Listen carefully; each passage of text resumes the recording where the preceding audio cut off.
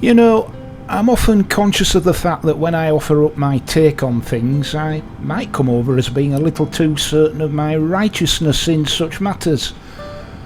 Believe me, the very last thing I want is for my occasional commentaries on life to sound like a lecture or a sermon, because in truth, I'm neither qualified nor competent to deliver either.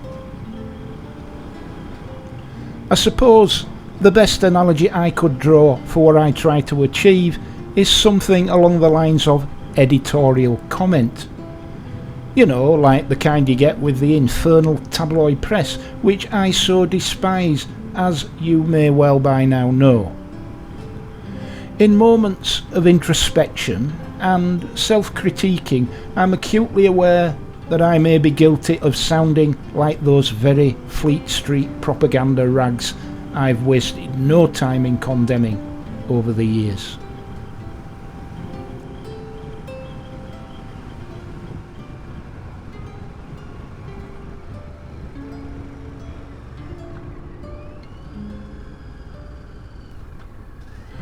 The reason I refuse to take seriously what is reported in those daily comics, and their online and broadcast equivalents for that matter, is because I'd like to think I'm not gullible enough to do so.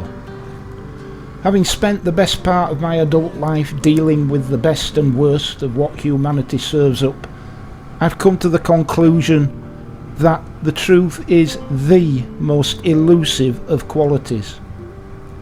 It too often hides in the dark and dusty corners of the collective consciousness and is often kept prisoner there by malign actors who swim in the filth-infested waters of so-called governance. For all of these reasons, I often take a moment of pause to consider whether I am, in some small way, contributing to this general malaise by doing exactly what I'm doing now, offering up an opinion in a way which suggests a measure of certitude in the veracity of my own words. But I make no such claim. It's just my take on the world based on how my consciousness processes events based upon several decades of experience, and no more significance should be attached to it than that. Of course, we content creators are often also referred to as influencers, but that latter term is to me riddled with notions of shallow-minded plastic people seeking Kardashian-like to impose upon us their puerile, vacuous, lazy-brained observations on life. That so much attention, adoration and kudos is showered upon these people by their so-called fan bases convinces me more and more that society is slowly cultivating a zombie class of sedated, soporific, disengaged half-wits whose deepest thoughts can be walked through without even getting our ankles wet. But let me hold myself in check. I'm doing the same thing, aren't I? Aren't I? You see, it all boils down to this concept of certitude. You know, when people seem so cocksure of their position that there can be no room for manoeuvre whatsoever. A complete unwillingness or just an inability to consider that some, most or even all of their assertions might be misplaced or inaccurate. At best, just incomplete. Now, in the interests of balance, I should reflect that there are circumstances when this certitude, call it self-belief, can be a good thing. Many noble causes have found traction and become reality on the back of the passionate self-belief of a handful of truly talented people who, through the relentless application of that belief, often at great personal loss, have changed the world for the better. There are, after all, many examples of this through history. But the flip side of this particular coin is what we recognise as arrogance, where certitude and self-belief become so entrenched through delusion and gullibility that no room is left for reason. I try really hard to avoid falling into this trap, yet here I am potentially falling into this trap simply by discussing it. Almost a self-fulfilling prophecy, or an endlessly replicating fractal pattern from which there is no escape if you overthink things.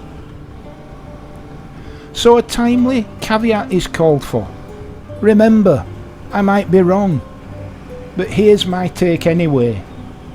In modern life, to my mind, there is too much arrogance generally, and it crops up regularly on platforms like this, on YouTube. I think that entrenched, stubborn, uncompromising views are as much a result of conditioning as they are of intrinsic personalities. But either way, I think that they speak to an inner fragility in people. Perhaps a buried sense of inadequacy, a fundamental weakness of character which finds denial through a thin veneer of confected self-confidence. I've heard it said that qualities of blind arrogance are particularly to be found amongst us Yorkshiremen.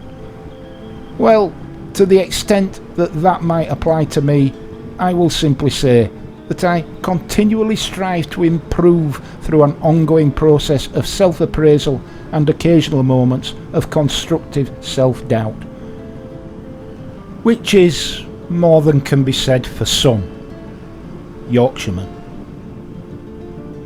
In today's fast-moving and rapidly changing world, where agendas are being flogged all over the shop, it's both good and very human to question everything and everybody, including yourself. If you find yourself being blindly sucked in by the smooth and certain words of content creators and influencers, then take a moment of pause, step back, regroup your thoughts and ask yourself, is it all just bullshit? Well, probably.